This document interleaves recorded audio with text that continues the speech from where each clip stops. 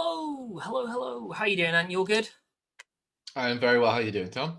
Yeah, I'm all right. I'm all right. It's been an interesting day. Lots of little bits and bobs. You can see actually, I've just realised I'm damp. I'm visibly damp on my t-shirt. It just started raining here.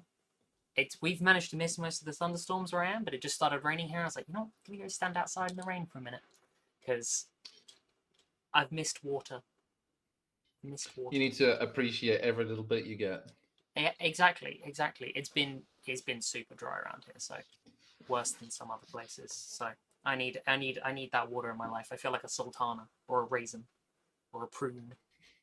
Something dried, something shriveled and dried. Anyway, so last week, Game Jam, the theme was Can't Stop Moving, and we thought we'd do a little roundup of some of the games that people made, some of the projects that people made Hmm. for the Game Jam. And I mean, Can't Stop Moving. That's not a. What were your initial thoughts on that as a theme? Because it's pretty open ended. I'm not sure if it was you who said it, or if it may have been Dell, but someone said the first thought that came to their mind was like dancing. Mm-hmm. Um, and I'm not sure if we've had any dancing based projects, but like that just jumped into my head. Can't Mm-hmm. stop moving. Mm-hmm. Like Dance Dance Revolution Hmm. and all that jazz, or Friday Night Funkin' as well. The good old days of Dance Dance Revolution on Connect. I When never I never had the feet for it. Two I left feet over here. oh yeah no, for sure. I'm rather clumsy. I'm not I'm not a dancer. Um, yeah, I don't know if we have had any dancing ones, but no, that's. I mean, look, that's the point though, isn't it? It's got such a wide range as a theme as to what you can do with it. So, and we did get a wide range of games. It doesn't lend to one particular genre of game. So, I mean, if I start up here, this is Pranav's, I believe. So, Hmm. um, because as I think we've mentioned before in some of this, Pranav loves doing splash screens, menus, start screens, stuff like that. It always looks really, really good. So, little countdown at the start, got a little character running around, and you can't. You're always walking forward. You can use the A and D keys to turn, but I can't actually. I can't actually. I ran into an enemy there. I can't stop. Can't stop moving. Hmm. I'm I, just bad at I, this I game. think It's I've too. said this before about one of Prano's projects is he adds features to his games, and I'm like, how'd you do that? And he always says, oh, I just YouTubed it. But the reality is that is a huge skill of a programmer is to take code from somewhere else and make it useful in your work. Mhm. And if anyone's watching this who has that attitude of, oh, I just copied it from somewhere else, don't downplay that. That's great. Mhm. That's a really useful skill. Because like you can copy and paste some code, but it's not going to work just taking a chunk of someone else's code and popping it into yours. You've still got to Yeah. understand the code and edit it and things like that and make it work for your context. You can't just simply steal it. So yes, you are correct. It is a very important skill. I know a couple of others who have the same sort of skills. There's one later on where um, Matt did one that we can come to in a minute. Similar sort of thing. He stole a load of ideas from other places and Frankensteined it together into something beautiful, truly beautiful. Um, Next one. So what have we got? This is Franklin's again. Let's hop into the code. Let's hop over here. This is different, completely different to Pranav's. So whilst Pranav's was running around, sort of shooting up other boxes and enemies and blocks, Franklin, on the other hand, has got one where you have to hold down a button to move out the way of a bear that is constantly moving. And every time the bear touches either side of the screen, you get some points. But if the bear hits the boxes, it gets reset to the beginning. There you go, like so. And you don't get the points. So you get stuck in a situation where the bear is constantly going from left to side. So again, whole other take. Really interesting little thing. Nice little bit of code making it pop and down. It's also I like the you can see there's the little shadow effect on this green block.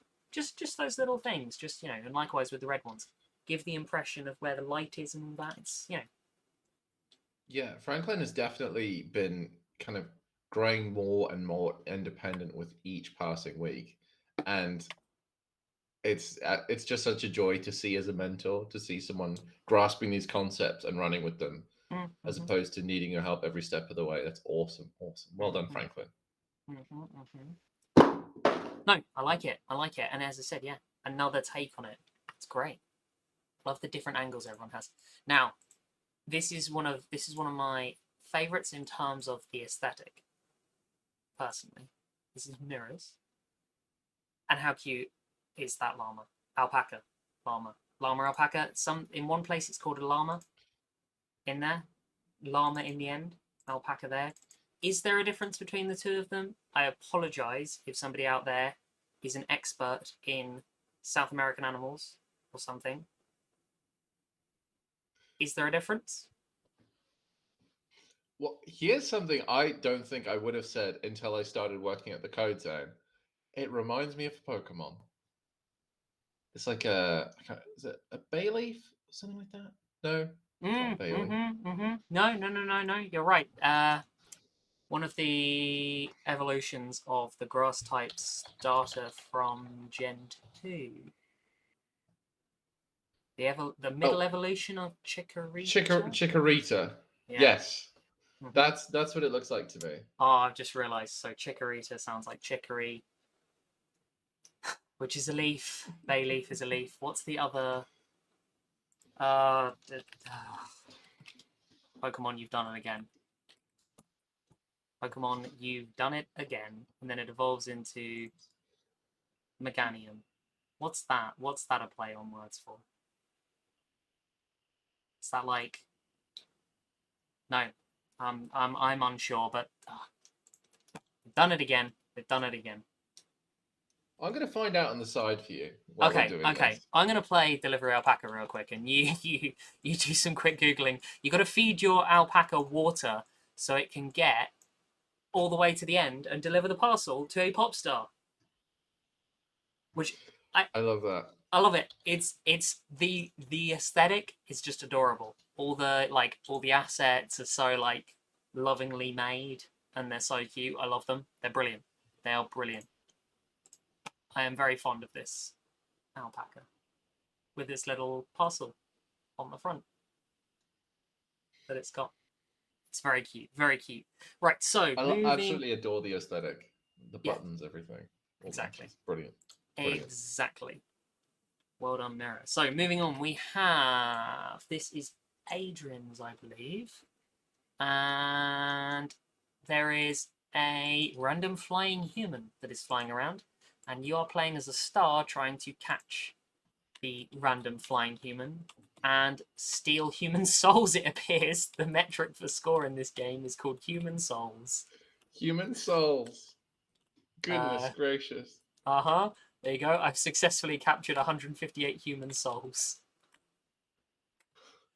That's brilliant. I love it. Over 200 human souls. I love it. I love it. I love it. I love it. When you get to a larger number, you switch to a cheese puff. This is wild. This is wild. I love it. Hang on, let's see if I can get some higher numbers.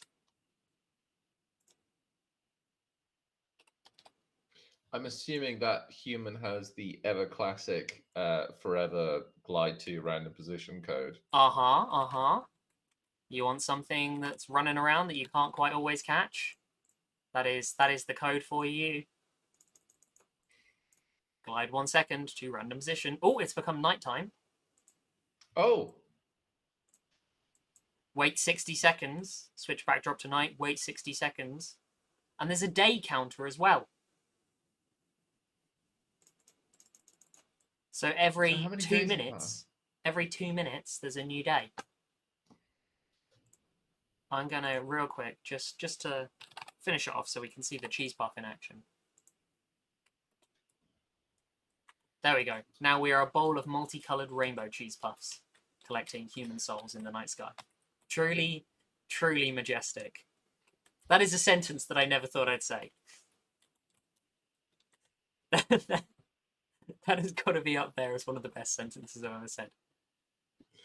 It's a brand new sentence, is what it is, Tom. Yeah, nobody in history has ever used that combination of words before in a sentence. So well done to Adrian for creating something truly, truly unique. Like phenomenally unique. I love it. I can go for some what's-its right now. Moving on. I believe this is Anthony's, isn't it? Yes. I remember working briefly with him at the start of his project. I didn't get to see the end result, so this is looking pretty cool. It's now. Didn't we have a little chat about this at one point last week? And you said there was a game you played that was like an infinite runner on rooftops. And oh my goodness, there's a double jump. You can do a backflip. How cool is that? Yes, Cannabalt. Cannibal. When I was talking to Anthony about it previously, I was trying to remember the name. Cannabalt. I think it was famous when I was a kid, at least. Very, very cool game. Very similar style. I'm a big fan of like parkour games, or like ones running across roofs and stuff like that. I absolutely loved Mirror's Edge. There was what was it called? There was a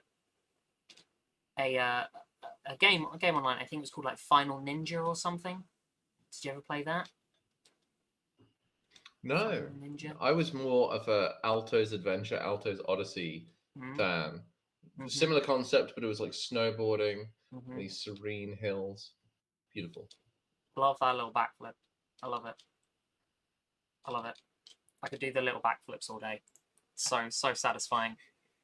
So satisfying. Absolutely brilliant. Really cool. Moving on, I absolutely love that. Oliver's. And this is I love this. Look how simple this is. Simple and like how like nice and chill the code is for it. We've got up and down arrow keys to move around this character. And then just some rocks popping across the screen every few seconds. And if they collide with the player, it's game over. Yeah, nice and simple. That is such like a nice and condensed and tight little piece of code and everything.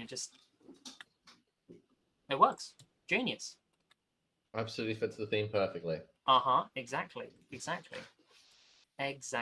I love it. I like there's something to be said for making something nice and just getting some code down and making it nice and simple and just trying and managing to do something in half the amount of code that it might need, or not that it might need, that you might want to, and just doing it in a really concise and neat and organized way. It kind of goes back to we mentioned previously dry code. Don't repeat yourself, which we're all guilty of at the start, and then you get, as you said, really concise, beautiful code like this. Exactly. This is the sort of code that I have a lot of respect for, a lot of time for. Nicely organized and just So well done to Oliver. Excellent. And whose project was this again? Oliver. Oliver. Well done, Oliver. I believe this is George's.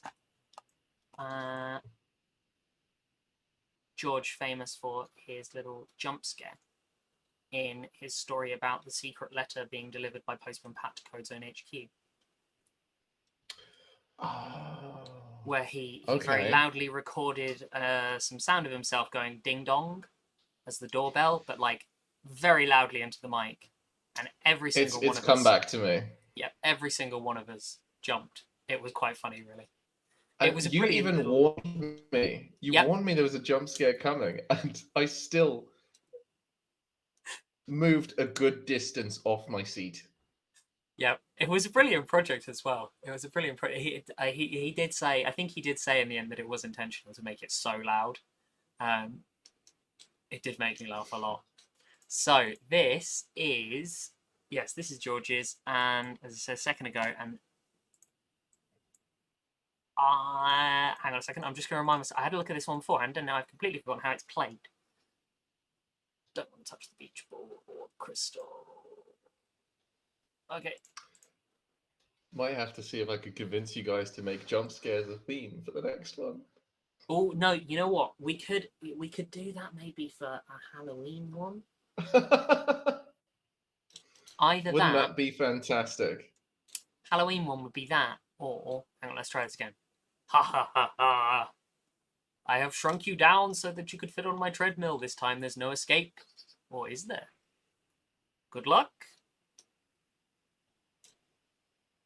Now I believe there are some obstacles that are. We've got to wait a few seconds. There we go. The obstacles are appearing now. Got to avoid them so I don't run into them and get hit and fall off the treadmill. We could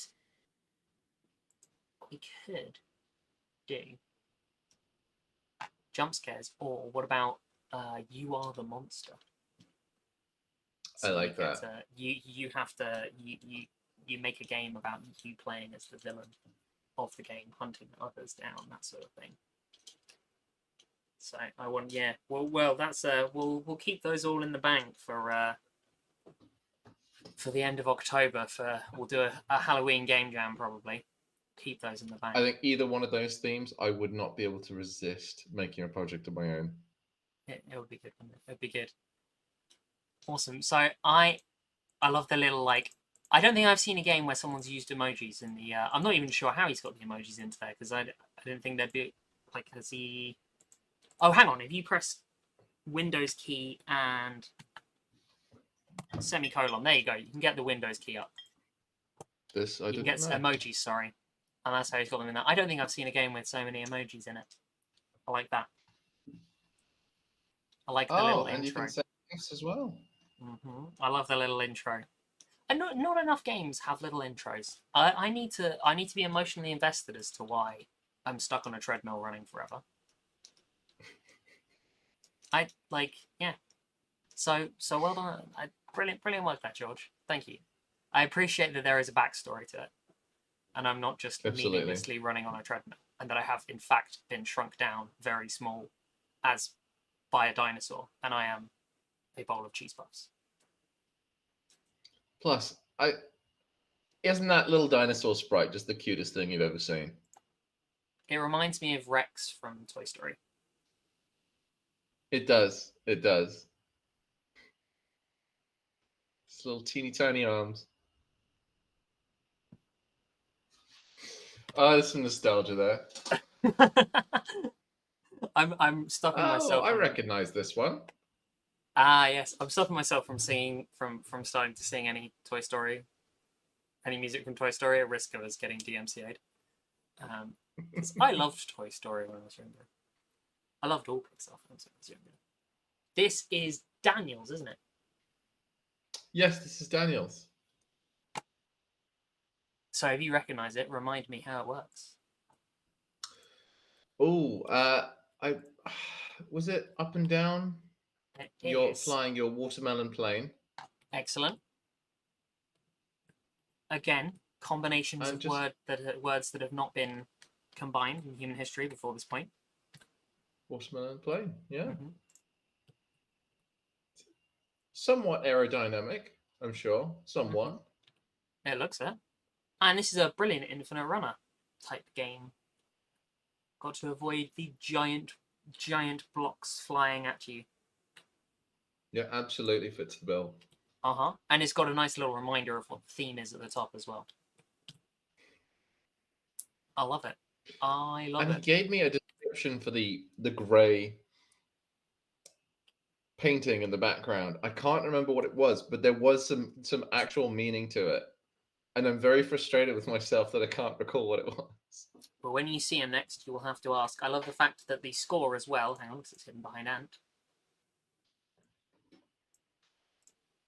The score is watermelons. Of course. I love scores not being called score. I love it when there's something different. This may be my favourite score ever. One final one we've got time for is Matt's. So this was the one I was saying a second ago, where Matt was pulling together some different ideas from different places, looking at some YouTube, looking at some other projects, pulling bits and bobs left, right, and centre.